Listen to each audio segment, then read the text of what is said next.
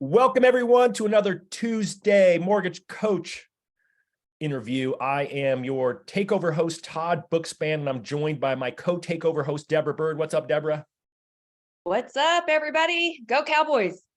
Go Cowboys. That's all right. You know what? You can throw that in there, but you know what? I'll be in Philadelphia and I got my hat ready because it's going to be 32 degrees. I'm ready to rock and roll. And that's fine. This call is not about football. It's not about us. It is about our special guest, Jonathan Roche. And I'll tell you, there's a few things I want to make sure that we all know about Jonathan. First off, he's my personal coach and he's Dave's personal coach. And he won't tell you everyone else he's personal coach for because he likes to keep it secret. I actually respect that about him. He's not here to brag and say, oh, I coach these people, but he coaches some very large percent of the top loan officers in the country and pro athletes and just people who are really disciplined and smart and want to grow. And Jonathan has this amazing resume, right? He is a best-selling author.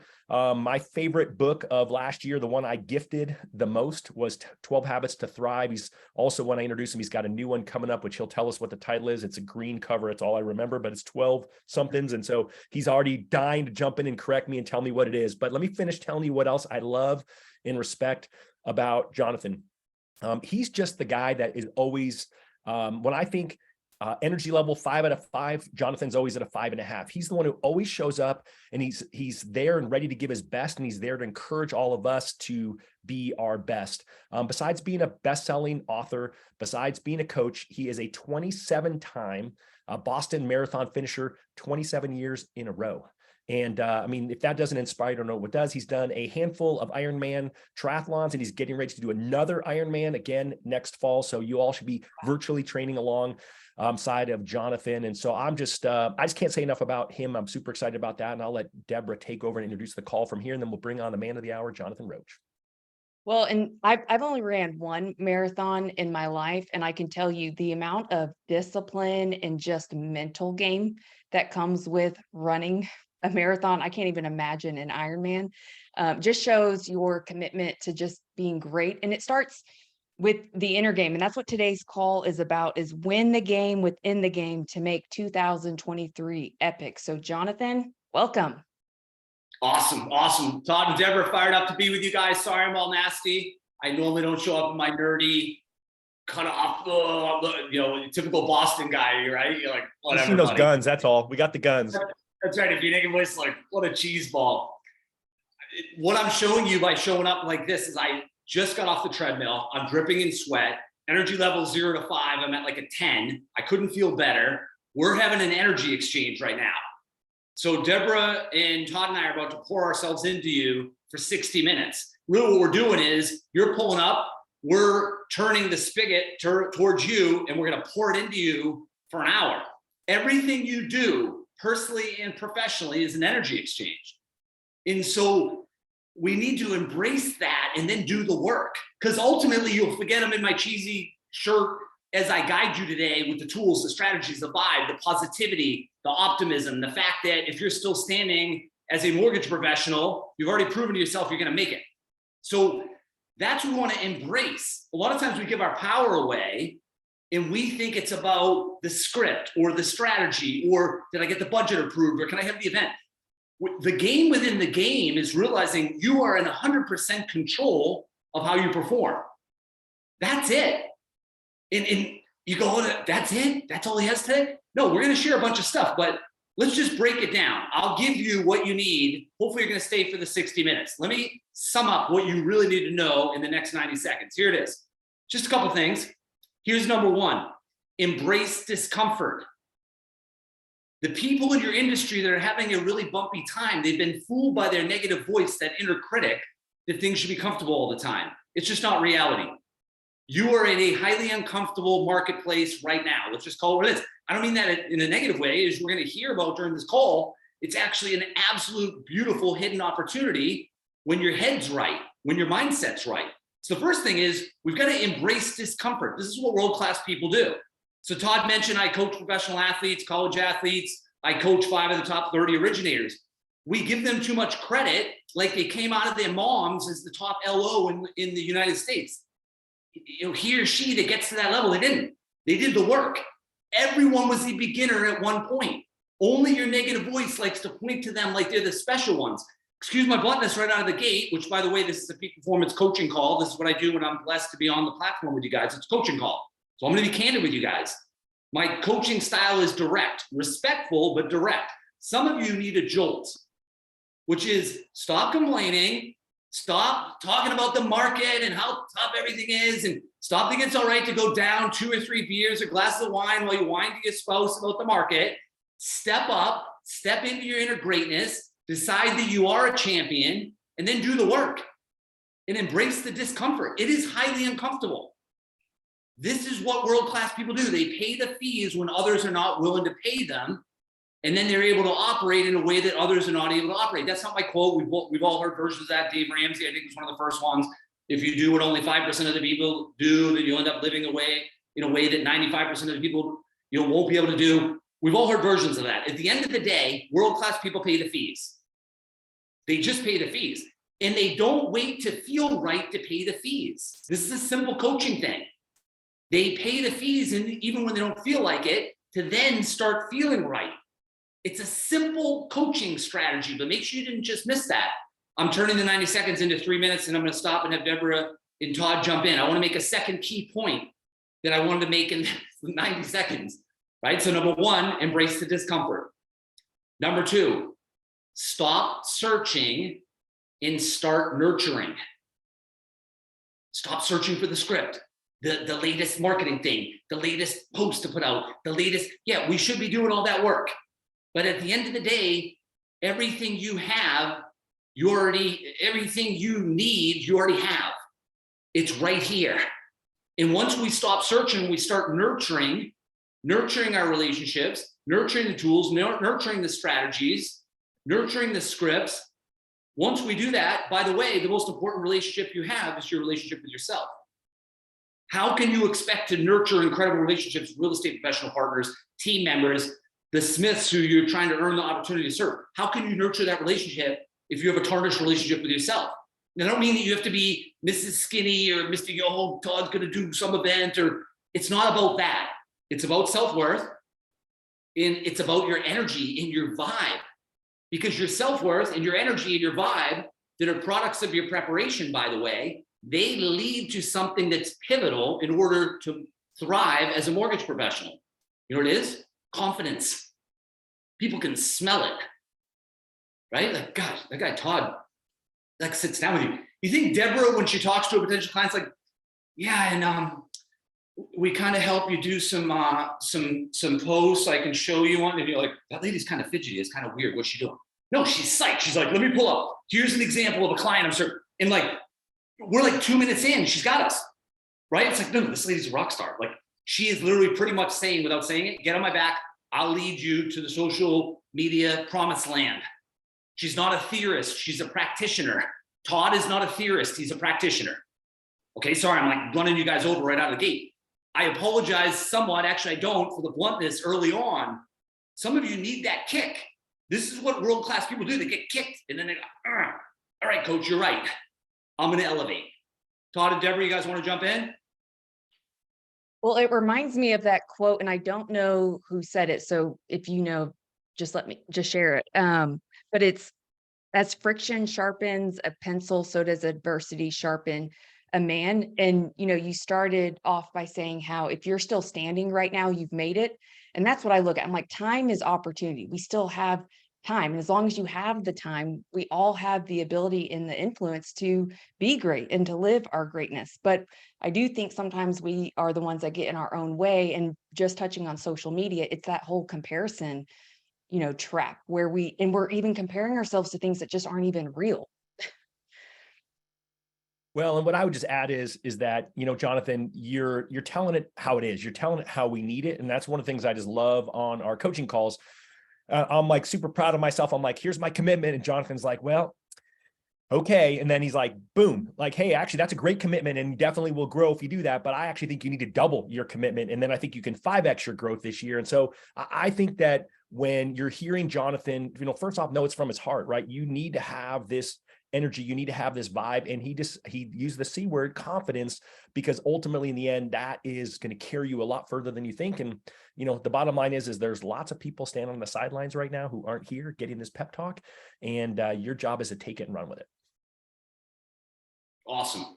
Awesome. I want to mention something as far as what Deborah mentioned with the comparison. So it's a Roosevelt quote, right? Which is comparison is the thief of joy. But I like to add to that, which is comparison is the thief of joy, but it's also the thief of progress. Because it can go in both directions, right? We compare ourselves like, oh my gosh, that lady's a rock star, she's doing this, and then we go like, we feel less than. But then we can look at other people that are maybe struggling. We're like, oh no, Doug, you're killing it, man. Don't worry about it. And then you go, yeah, that's right. That's good. And it doesn't mean you shouldn't celebrate your victories. We need to celebrate our victories. That's an important thing. Only our negative voice wants to move quickly beyond our victories. Our positive voice, right? We all have a negative voice, positive voice. Our positive voice wants to be like, yeah, that was awesome. That was so cool. You pulled off the 5K, or that was amazing.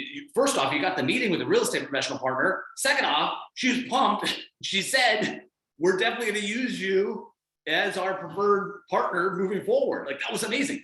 Your positive voice wants to celebrate the victories, not in a braggy way, but in a self-confidence way. And don't confuse self-confidence with arrogance.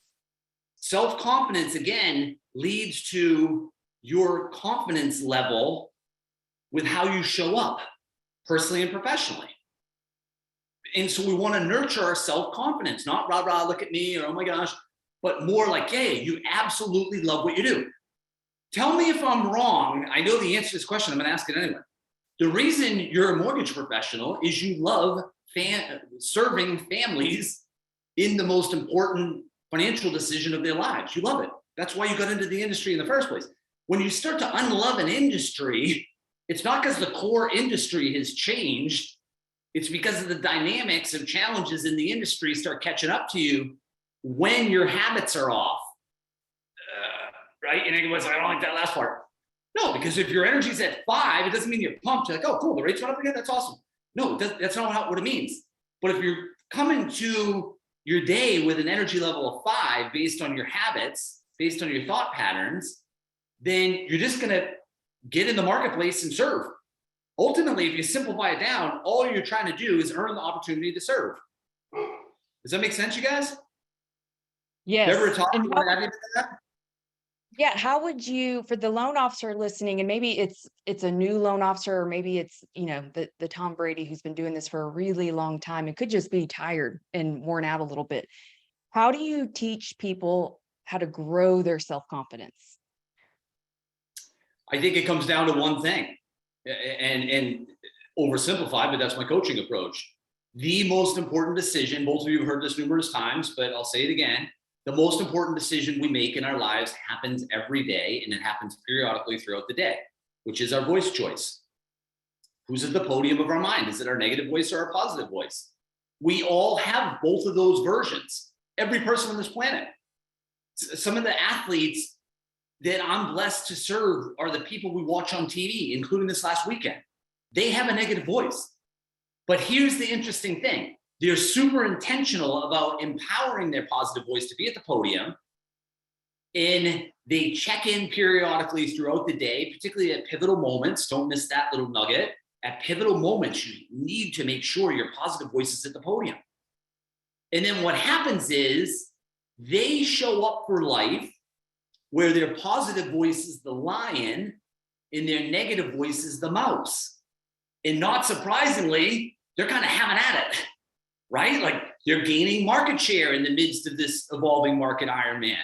They're getting the yeses for the coffee, for the lunch, for the meetings.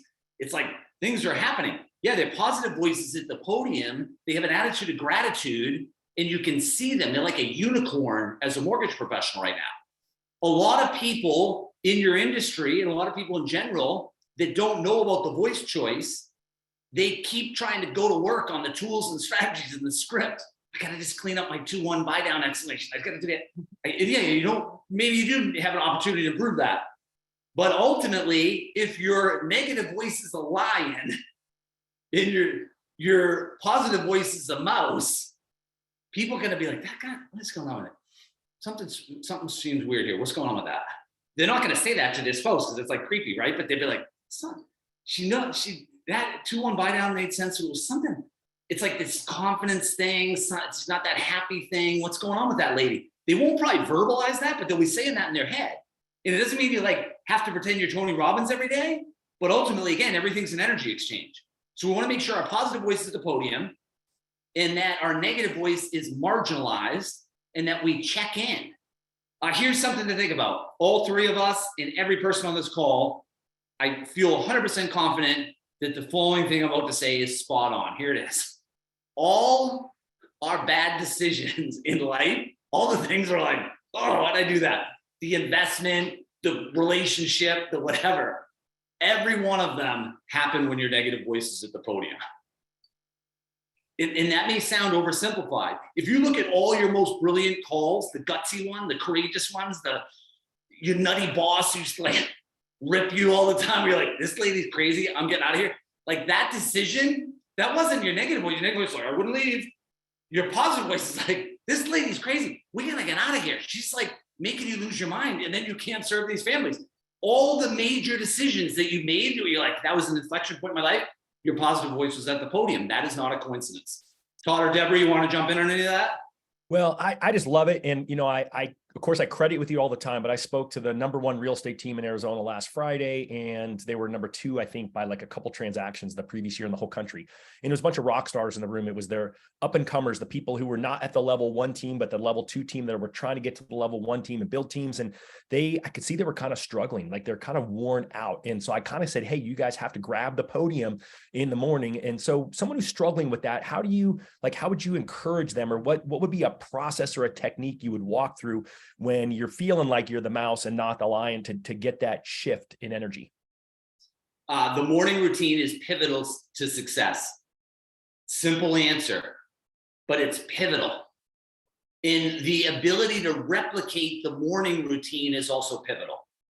Like if you look at all players, including the athletes and executives that I'm blessed to coach, and by the way, I don't just coach the highest level. I have mortgage professionals that are new to the industry. I have some that are building their own teams. So don't get this sense that like, yeah, everyone he coaches is, no, I don't care. If you're breathing and you want accountability and guidance and you want to trounce it personally and professionally, I'll coach you. It doesn't matter. But I will say common attribute, particularly when I'm coaching them, is we're going to get a morning routine. We're going to tighten that thing up and we're going to repeat it like a robot. And a big part of that is your thoughts, which is really answering what the question you just asked, Todd, right? Which is, how do you get that? How do you get the positive voice to the podium? So I'll walk you through my morning routine. I'll do it quickly. You know, I have the long version, but here it is. 5:30, right? Apple Watch goes off. I say my prayers and I go through my gratitude list. So that's on purpose. If you're a person of faith, you probably do this. If you're not, I'm not trying to be like, you should say your prayers. I'm not coaching on that. I'm just saying that's what I do. So what I'm describing though, right? I'm still laying in my bed. So at this point, I've already gone through my prayers. I've gone through my gratitude list. And then I declare 4 things. Super simple. Okay, here they are. And again, I'm still laying there. I'm not up yet. Number 1, positive voice at the podium. Number 2, extreme gratitude.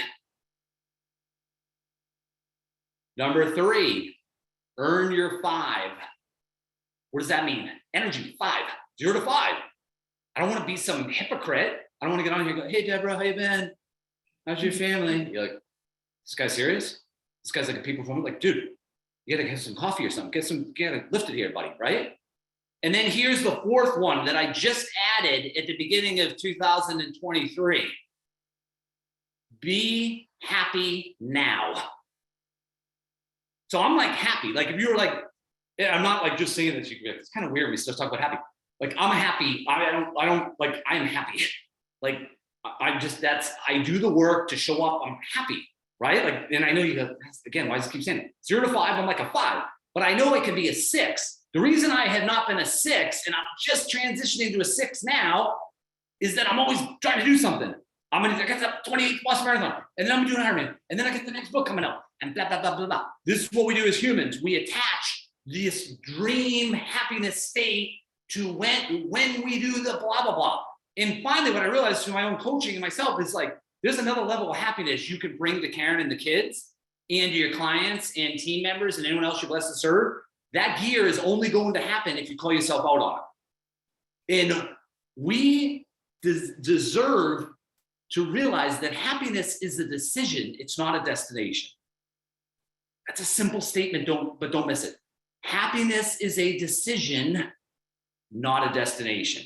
So that's the fourth one, right? So if you look at that list, dominate the podium of your mind, gratitude, right? Energy level, happiness. My feet haven't even hit the ground yet. Boom, feet. Then I go down, I have a third a cup of water, start hydrating my body, third a cup of OJ. Then I pour my coffee. I kid you not, I don't turn my phone on. Who emailed? What is it?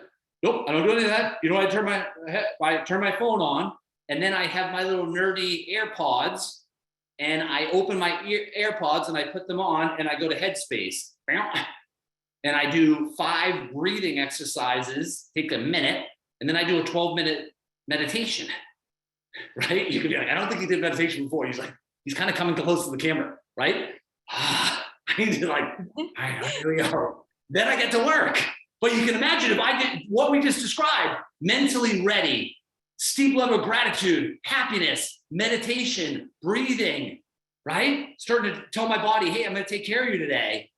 And that is all happening before 6 a.m. What do you think is going to happen when I get to the marketplace? Todd and Deborah, you want to add anything? Sorry, I was going on there. Well, I'm curious to know what your evening routine is to make sure your morning routine, because I'm guilty. Last night I stayed up a little too late. I was watching Cowboys play, and I didn't follow through on my morning routine like I usually do. So usually I'm up, I do stretches, I go to the gym, I do my sauna blanket, and I didn't do any of that this morning. So I failed. I was not a winner. I did not win by noon on my morning routine, and that started with my evening routine. So is there anything that you recommend for evening besides going to bed on time? Clearly. Yeah. So first off, and I'm not trying to coach you specifically, Deborah, but I will for a second, which is consistency creates flexibility.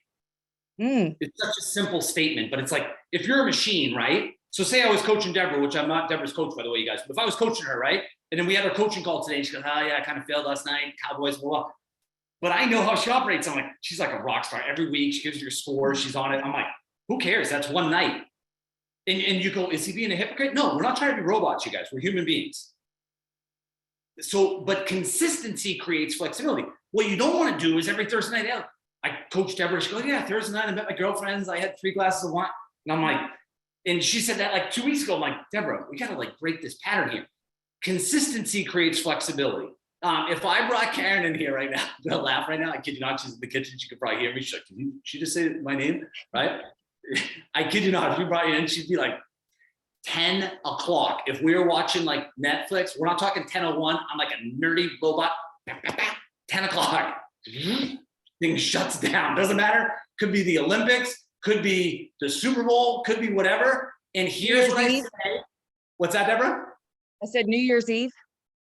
New Year's Eve, no. New Year's Eve, I use the flexibility. Consistency leads to flexibility. I used it on that. But besides that, I'm robotic. It's 10 o'clock. Because then that sets up the flow to then our boys are 13 and 15, our cutie Adeline's 7, she's already asleep. But that creates the flow on brushing the teeth, getting the contacts out, saying goodnight to the boys, getting in bed, doing my little nerdy motivation reading, which I do every night to get my head right as I finish the day.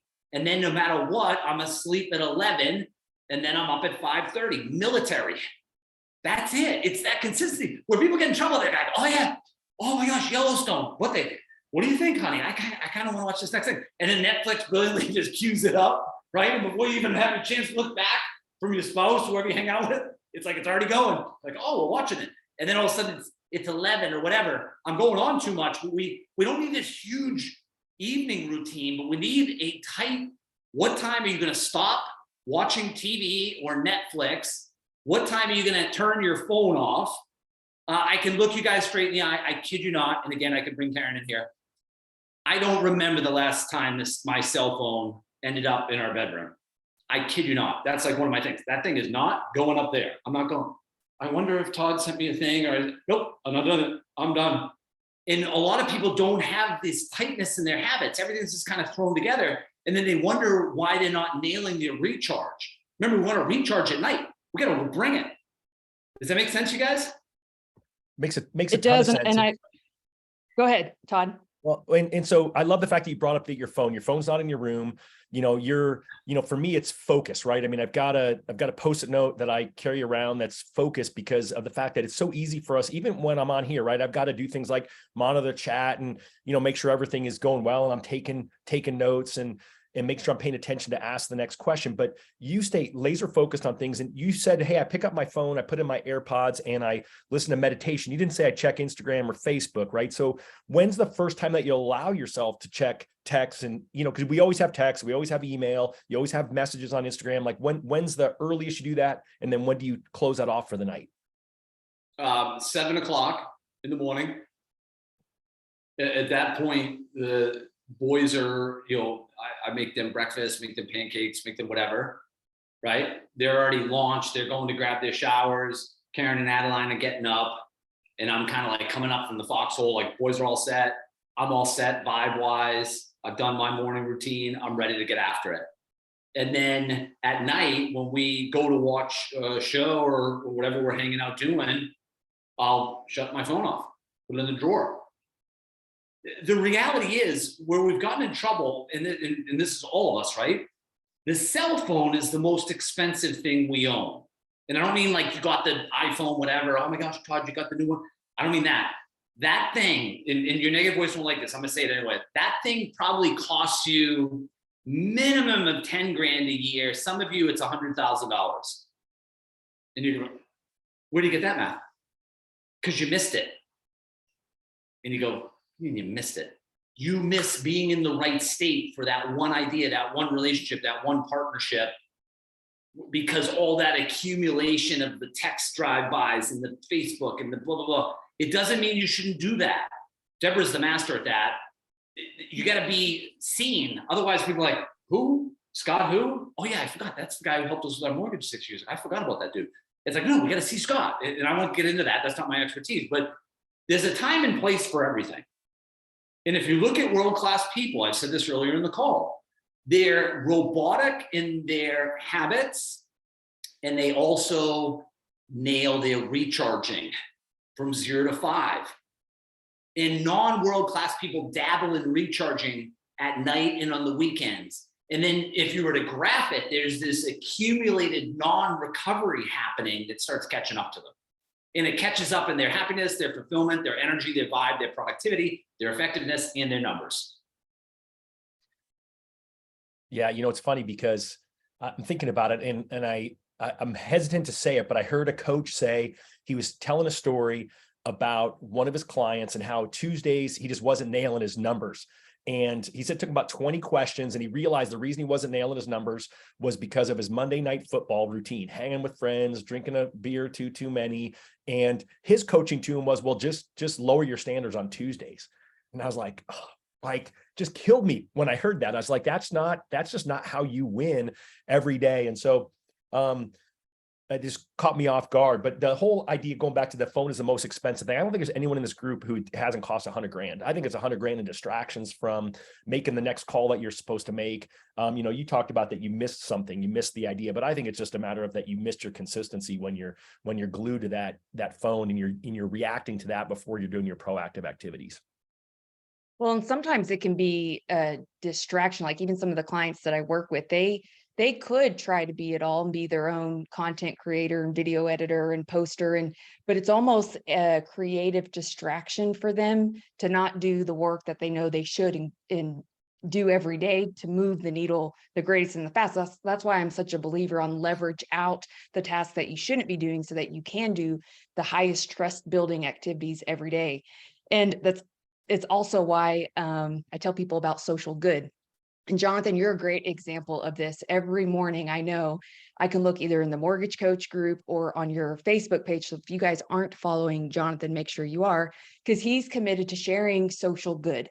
And there's a big difference from consuming and looking for social good and, being distracted with an escape activity like TikTok, where it's then 4 a.m. and you're looking at your phone, you're like, oh my gosh, my alarm clock goes off in 2 hours. And I only know that because I've been guilty at times. But when you're committed to also sharing social good, it does create a certain level of accountability, where maybe it's just you're choosing to find and go research and consume good so that you can share at least one positive thing every morning. And that alone is what I tell clients to do as a way for just sharing your truth, but also sharing good with the world so that we can have more good content out there.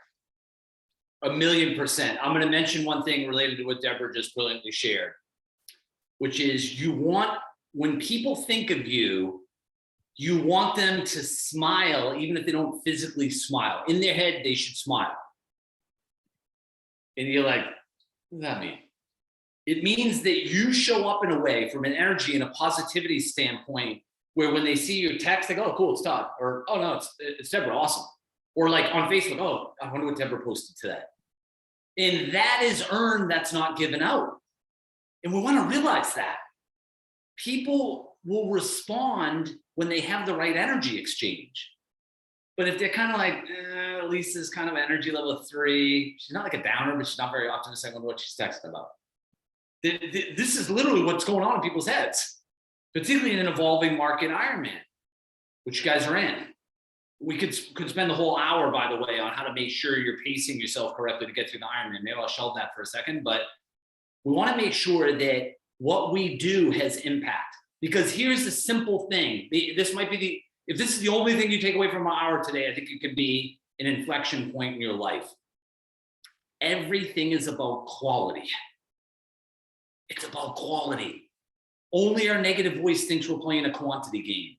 And I don't mean you shouldn't make your 10 calls per day or hit some of those numbers, but when your quality is high enough, because your energy and your vibe are so locked in, you're so fired up, you're so confident, you cannot wait to serve, then you get to cut back on the hours.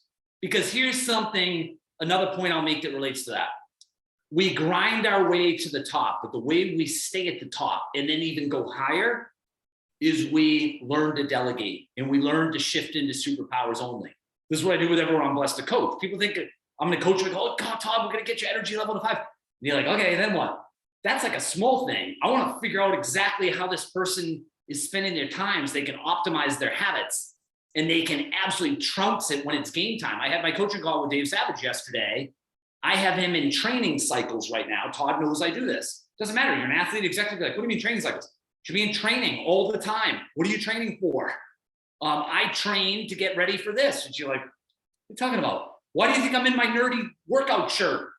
Because I want to crush my workout, but I had some other calls this morning. I'm like, I'm doing it. I look kind of weird, whatever. I'm sweaty, and that doesn't matter. You got to bring it. Bah, bah, bah. Tomorrow, I'm presenting to 100 real estate professionals on Zoom in Texas, right? I got to get past my accent. These people are going to be like, I don't understand that guy. I got to bring it. And then I train. Then I have a 3.5 week window where myself, I'm going to be Barry Habib and myself and another person are the keynote speakers for Sean Panozzi, the top mortgage professional in the United States. He's going to have somewhere between 500 and 1,000 real estate professionals at a hotel outside of Boston. I'm going to be there live. That's my next training cycle. We got to train. Dave Savage trained for what he's doing right now while he's not with us. He's also in another training cycle the second he gets out of today. Don't miss that. Your negative voice goes, that sounds serious. Yeah, it is serious to show up as your best self. It is serious, excuse my bluntness, put your seatbelt on real quick, guys. Here comes the coaching bluntness again. It is very serious that your family deserves your A game. Only your negative voice thinks it's fine and you can stick them with your B game because things are stressful. That's not cool. Don't do that. And you go, I don't like that. Well, I'm not trying to be your friend. I'm trying to coach you. I don't mean that rudely, but I am. And don't say you don't have time. It's just not true. I'm sorry for the bluntness. It's called the Power 75. I'm going to run you guys over with it right now. Right? Here it is. I call it the Power 75. You want to be world class? Embrace the Power 75. You want to spectate on your best self? Don't worry about the Power 75. Here it is. Take 168. It's the amount of hours we have per week. And then minus 49. So if you sleep 7 hours a night, it's It's 49 hours a week. 168 minus 49. Write 120, which I know as a mortgage professional, you're like, oh, this guy's not good at the math, buddy. Look, you're screwing the math up. No, just write 120. We're going to round it to 120. Okay. And then if you work 9 hours a day, 5 days a week, so you're going to take your 120 and you're going to minus 45.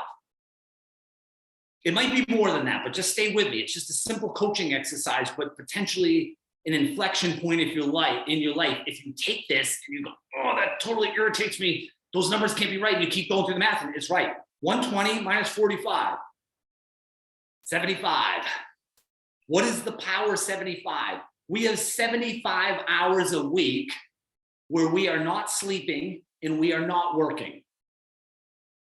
And our negative voice says we can't fit the workout in, or we can't get enough sleep, or we can't work on our relationships, or we can't, go on a date with our spouse, or we can't blah, blah, blah, blah, blah. It's all a bunch of non-truths from our negative voice. We have 75 hours a week readily available every morning, Monday morning. Here you go, Deborah. Here you go, Todd. I could be looking in the mirror. Here you go, Jonathan. Okay, I'm gonna take my 75 hours. The question is, what are you gonna do with 75 hours? And if you look at people that are on it, they are on it. They're not like, oh yeah, okay, yeah, 40 minutes later, they're still talking to their friend from high school, whatever. Bam, bam, bam, bam, bam. Everything is valuable because they guard time and their energy like they guard their family.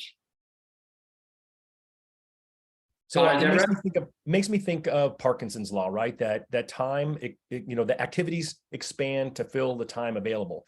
And so what I love about the power of 75, and for me, because I sleep 8 hours a night, it's the power of 70, right? I got 10 hours a day if you go across the week, or you get more on the weekend.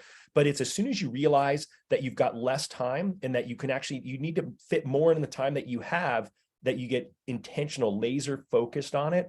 And so I just want you all to think about that. Because when I was on my coaching call with Jonathan last week, when I told Jonathan, hey, I'm gonna invest this time, he's like, when he said he had to double it, I had to create 5 hours within my 40-hour work week, which meant I had to give up 5 hours I was already giving to something else. And all I said was, you know what, Parkinson's law, I got to take what I'm doing that I thought was going to take me 2 hours. Now I can only give it 90 minutes that day. And something that I thought was going to take me an hour, I can only give 30 minutes this day. And the crazy thing is I got it done because I was super intentional about it, because Jonathan reminded me that I needed to be more for myself in order to be more for others. And I know you all have it in you too. And again, it's that negative voice, Jonathan. I know it's going off for people right now, but it's, when we all think about it, we got to pay those fees. And it's funny, I just added that to my top 3 for the day: pay the fees. It already says be world class, but now it says pay the fees next to it. Well, and this reminded me, I was watching the Keeping Current Matters monthly update, and they had said every minute 8 houses sell. And so I was thinking to myself, we waste our time so freely and take it for granted that one extra bit of time of either you editing your own video or you scrolling on TikTok and not being intentional with how you're choosing to invest your time. I mean, if you think about it, if every minute 8 houses sell, then how many are you helping with their mortgage if they're buying? Say that those people are buying. And so one activity that I have my clients do, and Jonathan, I don't know if you've ever done this, but on the iPhone, if you go to your settings, in fact, I recommend everybody do this who has an iPhone, go to your settings, and then you're going to scroll down about midway through to where it says battery. And when you get to battery, you're going to then click in the last 10 days. So it's just on the right, and it'll tell you your average active screen time on the phone. And then it will even rank which apps by a percentage that you're on most of the time.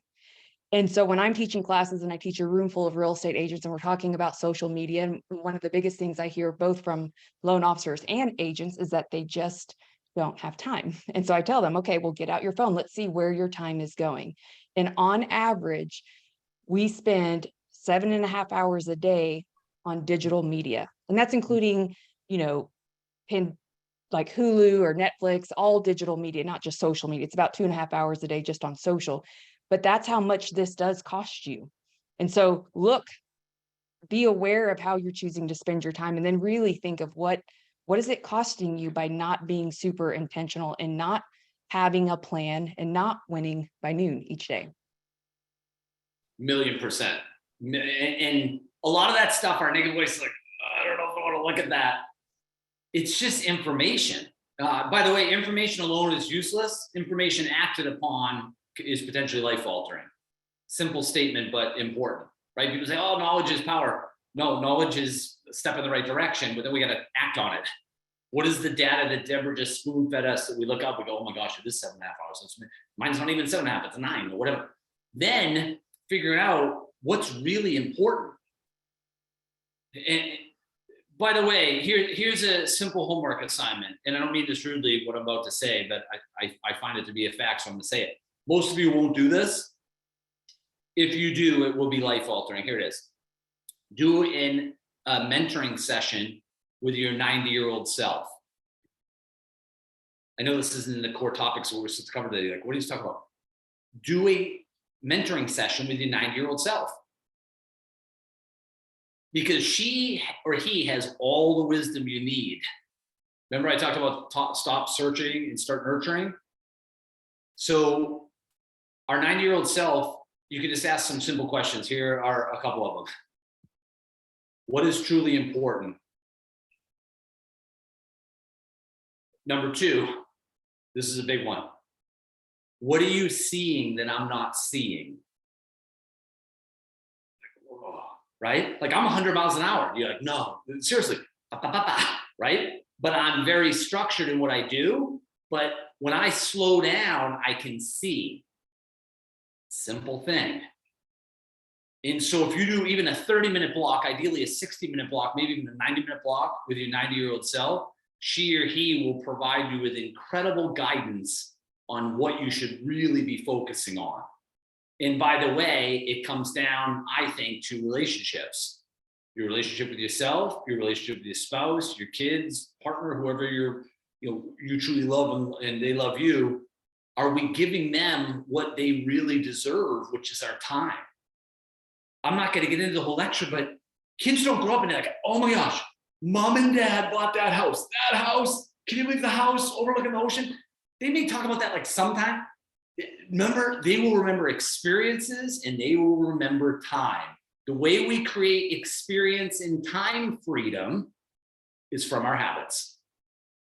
It's from our habits. The repetitiveness of our habits that fuel us becoming a better version of ourselves, that leads to the time and experience freedom, where we can build some amazing, amazing, true, deep relationships with the people we truly nurture. Deborah and Todd, you want to add anything to that? I'll let Todd go first. All right, perfect. So we're always playing that dance. It's always, I think that everybody wants financial freedom and they forget that really what you want is time freedom. And then time freedom can give you location freedom too, if you really take it to the next level. But, I can speak from my own experience, right? My kids are now in their 20s. And when they were all home for the holidays, the things that they talk about, they remember the most were the experiences we had as a family, period.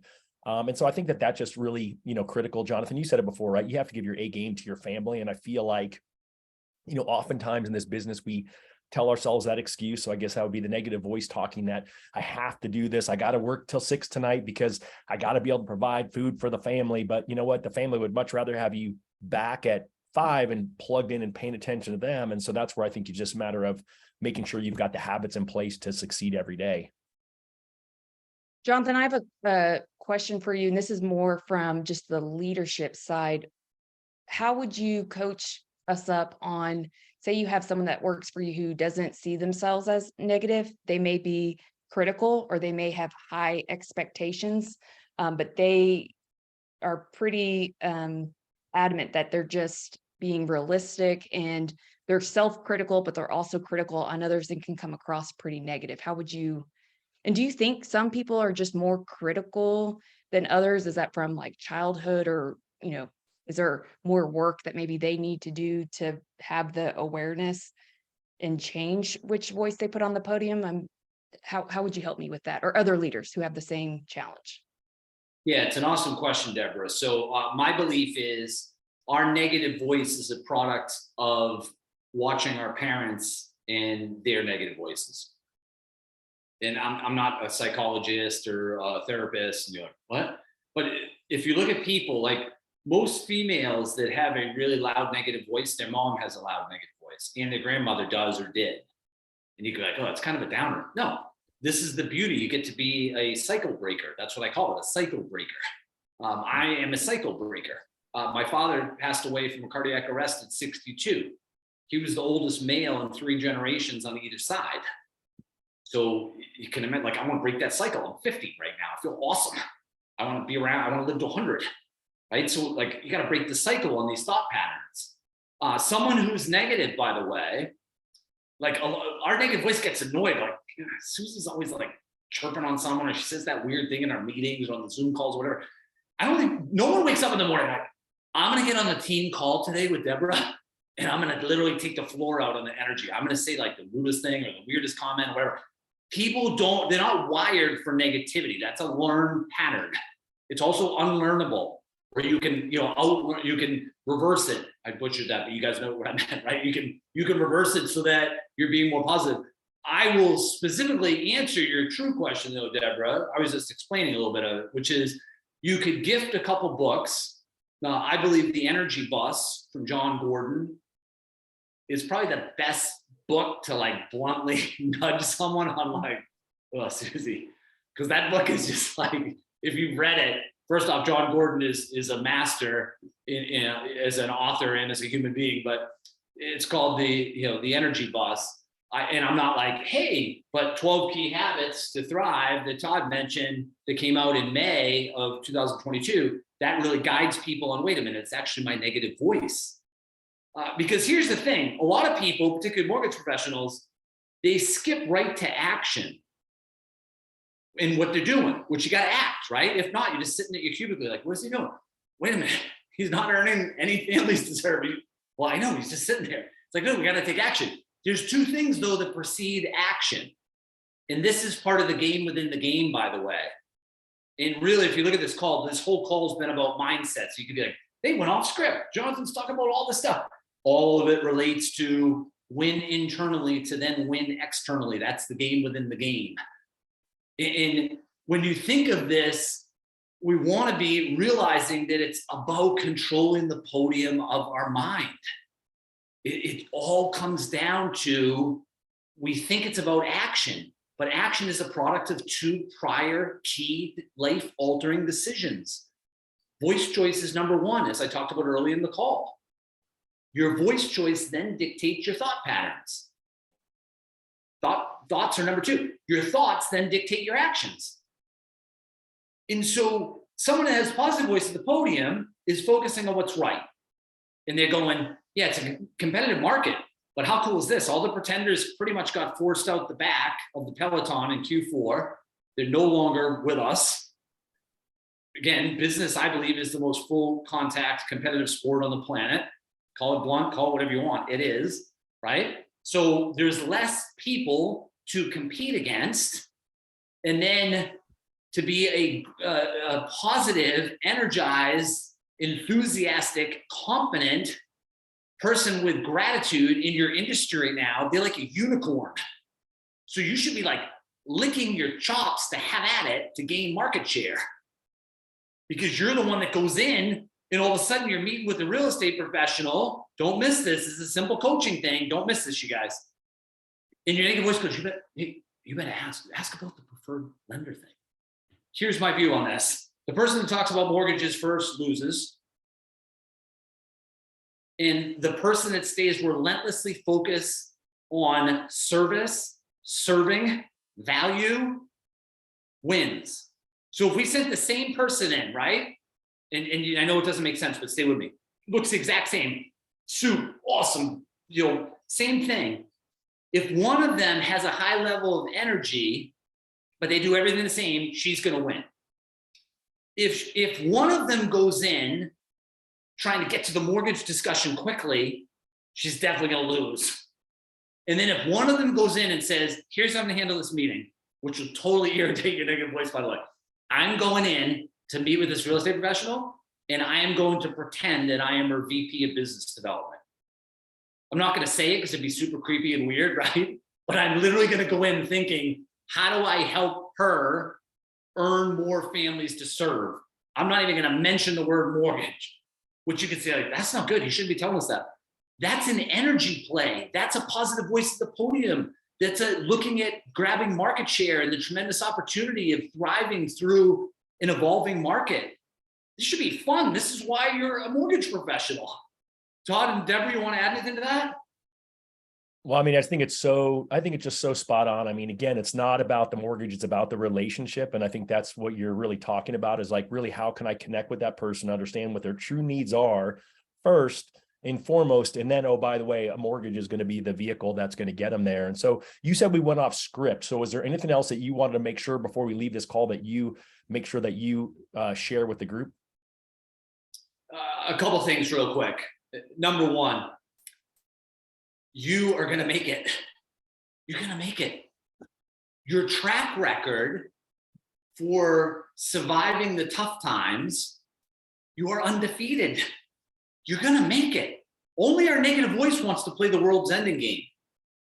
And I'm not trying to pretend I'm Tony Robbins, blah, blah, you guys.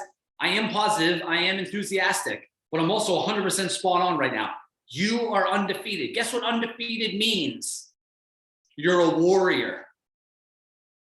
Yes, I'm talking to you. You're a warrior.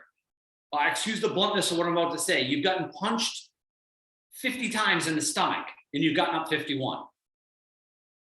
That is what a warrior is. You are a warrior. Be proud of that. It doesn't mean you don't have challenges, right? You're like, no, our mortgage is behind, or I get worried about feeding the kids, or oh my gosh, I know, but you're gonna make it. You're gonna make it. You're gonna make it. But here's the thing: you are the answer. It's not the script. It's not the ability to articulate the 2-1 buy down. It's not going in and being the VP of business development for the real estate professional partner. It's not the social media posts. It's not all that stuff should be happening. But at the end of the day, you are the captain of the team. You're the one that's going to guide this thing. And what I would nudge you to do as we finish off our coaching session today is to elevate your expectations and your standards. Because no one else is going to do that. If you hire a coach, he or he will do it. Todd knows I'm on him, right? Like, I'm coaching, I'm keeping them accountable. There's actionable steps, everything else. But if you can't swing a coach, and even if you can, you deserve to elevate your own level of accountability, to raise your standards, raise your expectations, and say, you know what? My family's getting my A game. Because when you do that, the sense of pride that you then bring back when you get back to the marketplace is amazing. I know I work extremely hard. I just pour it, but then I go pour it to them because they deserve that. Again, they don't care. No, we'll get it. Yeah, you got to keep the bills paid, everything else. But they don't go, well, we can't go to blah, blah, blah. We can't go to the lake this summer. It's okay. Who cares? Go to the movies, go bowling, go skating, whatever. Like, at the end of the day, this is what this is about. And that's an internal game. That's deciding that you're done being lectured by a negative voice. You're done stressing about every little thing. You're done reading into every little thing. You're done it. We need more stress, like we need a hole in the head. I know you're not like, wow, Einstein, thanks for the deep insight. But think about it. We need more stress. Like, I need Todd, come over to my house. Here, go stand 50 yards away and run as fast as you can and punch me in the stomach. Could you do that for me? It's like, why would you tell me there? Think about it. We do not need more stress. But the answer to stress, by the way, stress and gratitude are inversely related. You want a quick way to de-stress? Crank up your gratitude. So as we finish off thinking in terms of winning the game within the game, we want to make sure to nail our voice choice. That's the most important thing. That is the most important choice of our life. The second thing is embrace the discomfort. The more you train in an uncomfortable environment, the better you can perform regardless of circumstances. This is what I do with the pro athletes. The athletes I'm coaching, they're not worried about going to Green Bay, who's out of it anyway right now, but they're like going to Buffalo. Oh my gosh, I'm going to go to Buffalo. It's going to be 30-mile-an-hour winds. I don't coach anyone like that. Because if I do, I'm butchering it. Like, why are they even talking about that? I don't care about the weather. All 22 dudes are playing in the same weather. We're not talking about the weather. This is an exploitable opportunity for you to trounce the people that are thinking about the weather. That applies to the mortgage industry. And you could say that sounds super competitive. It is. Again, business is the most competitive sport on the planet. There's exploitable opportunities in the weaknesses of your competitors. By the way, I apologize, time sake wise, I'm just going to mention this. Your top competitor is your negative voice. Dave and I went over this on a call a couple weeks ago. It's on the Mortgage Coach YouTube channel and on the Facebook page. Your top competitor is your negative voice. The second top competitor is your prior self. When you trounce your negative voice and you beat your prior self, then you start making your way through this 3 other competitors I won't get into. The 6th level of competition is other mortgage professionals. So some of you are trying to skip right to number 6. Why would you do that? All the game within the game is winning all these other competitions that are happening before that. Deborah and Todd, you guys want to jump in? Well, and I know we only have a few minutes left, but my goodness, this just reminds me of, so I have 4 kids. They're all in sports. They all play multiple sports. And I've always said I've never wanted my kids to feel like, because we have so many children, and not that, we only have 4, but a lot of the families that we, live near have 2. And so I never wanted them to feel like they would have to go without, or that they couldn't do both sports, or they couldn't travel. So it was naturally kind of raising our own standards of what we tolerate and how efficient we became with our time, even just with our morning routine with all the kids. Because, in case anyone doesn't know, we had 4 kids in 5.5 years. And I was told I would never be able to have children. So that was a lot of kids every year that we kept having. And they were all little, and they were all dependent on us for, what they would eat, and wiping their butts, and making sure they had what they needed at childcare. And so it created a system and a place of, being efficient with our time. But I share that too, because I've noticed myself where I will help kind of coach the coach or coach the kid, where a lot of them play baseball. And that's such a mindset sport where you actually lose more than you win when it comes to hitting a ball. And I will tell them, what are your thoughts? Like, what are you thinking as you're walking up to that plate? If you're thinking I'm going to miss, or I'm scared to miss, or I'm scared to get hit, or what if I strike out? All of those thoughts then dictate how you feel, and then ultimately how you perform. And so I get really good at coaching them, to where now that they're a little bit older, they're now coaching me, and they're like, well, Mom, could you choose to look at it a different way? And it kind of goes back to when you said how comparison is the thief of joy, but it's also great for progress. It's like, how are you choosing to look at things? And maybe you just chose to see the positive side, chose to see how these difficult times are helping you become the better loan officer of tomorrow or of the future. It's usually in the struggle that we value those moments or those lessons the most, and actually are the catapult for change. Deborah, I'm going to add something. You shared so many nuggets of wisdom there, but I'm going to add something super important for the team here. And we all heard versions of this, but our greatest character attributes are only revealed during stormy waters. In our biggest enhancements, don't miss this, in your true deep level of self-worth, the only huge enhancements in that happen when you are getting knocked around, where you go, oh my gosh, Deborah, how'd you guys do that? I was like, I don't know, the mortgage is all jacked up. We got 5 kids, 4.5 years. We're literally rubbing nicks together, trying to get to the finish line. When you can do that, you can do anything. And a bunch of you don't realize that you're going to look back and go, that whole mess of 22 and Q1, maybe Q2 of 23, that was a train wreck. But that's when I saw that version of myself that I didn't even know I was, and I can handle anything. Mm-hmm. And you will carry that into your 50s, your 60s, your 70s. By the time you're exiting here, you'll have that sense of pride around, gosh, I could have quit, but I didn't. I fought off that negative voice. I kept focused on gifting my family my A game. I did the work. I embraced the discomfort. I stopped searching. I started nurturing. And man, I can't believe it. I can believe it. Gosh, we did it. I know it sounds nerdy, you guys, but I'm getting fired up right now saying it. You're going to do it. You've done it. You're doing it. Keep the faith. And if I can support you in any way, reach out through Facebook, reach out through LinkedIn. You can go to peaklockin.com if you want to look at the coaching, which I'm not like, you guys come and coach me. That's not my angle. I just serve. But the bottom line is, I would be blessed to serve you in any capacity, but if I can help you, just reach out through Facebook or LinkedIn. I'm not one of these people like, oh, if Susie wants a question, I don't care. I'll call you. What's your number? I'll call you. I'm here to serve. The bottom line is, you are already a champion. You just need to see her or him. Don't forget that. If you're breathing, you're a champion. Well, no, I don't show up like that yet. Yeah, keyword yet. You're a champion. And remember that, and then use this call. We went through a lot. I know normally I try to keep it a little cleaner, like 3 or 4 things. Today was like 12 things. Bah, bah, bah. But Deborah cares, Todd cares, right? Dave cares, I care. We have your back. Like, we're not like watching your boat, you know, oh, your boat's getting knocked around. We're trying to pull our ship over. Deborah, go over there. I'll meet you over there. That guy right there, that guy Bill, get your ship over there. You go on one side, I'll go on the other. Lean on us. We care. And we do the work when the lights are off. We have the excess energy and vibe and positivity in time to serve. Deborah, you want to add anything to that before we finish up? I think we lost time. I don't think there's a better way to end it than that, with knowing and believing that you are a champion. And it is choosing to be grateful in those moments when you think you just can't give anymore. And guys, trust me, I've had a messy journey myself. And I remember the times when I was actually on the delivery table room doing prequels with my computer, or shoving kids in closets so I could take that agent phone call. And I look back and I'm like, what was I doing? Like, that's crazy, right? And sometimes you have to go through the mess and be grateful for the mess so that you can overcome and look back and be like, wow, that was me just a couple years ago. Like, that's actually what I love about the Facebook memories, is because I can look back and be like, man, I was lost in that moment. Or that was a dark phase of my life, but it builds confidence because I know I overcame it. It didn't defeat me.